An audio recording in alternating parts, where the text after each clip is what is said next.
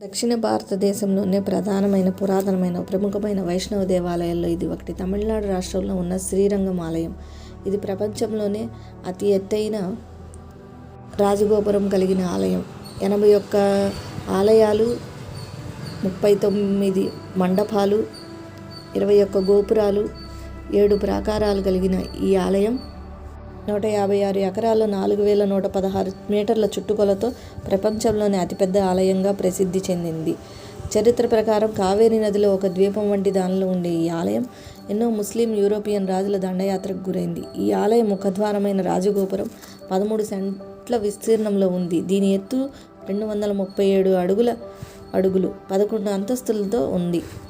December నుంచి జనవరి వరకు 21 రోజుల పాటు జరిగే ఉత్సవాల్లో దాదాపు 10 లక్షల మంది భక్తులు పాల్గొంటారు.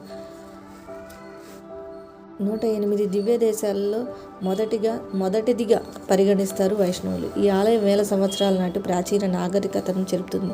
13వ శతాబ్దంలో అల్లావుద్దీన్ ఖిల్జీ జనరల్ అయిన మాలిక్ కాఫర్ ఈ గుడిపై దాడి చేశారు. ఇక్కడ భక్తులు, పూజారులు ఇక్కడి విగ్రహాన్ని తిరుపతి గుడిలో దాచిపెట్టి వారిపై పోరాడారు. దాదాపు 13,000 మంది హిందువులు మరణించారు. మాలిక్ సైన్యం బంగారు విగ్రహం కోసం వెతకగా విలయ్ అనే దేవదాసి నాట్యం చేస్తూ ఆ సైన్యాధికారిని దారి మార్చి గోపురంపై నుంచి తీసుకువెళ్ళి చంపుతుంది. తను కూడా అక్కడ నుండి దూకి చనిపోతుంది. 20 గోపురాలు, అందమైన రంగులతో ఉండే ఈ ఆలయం ఒక గోపురం మాత్రం తన త్యాగానికి గుర్తుగా తెలుపు రంగుతో ఉంటుంది.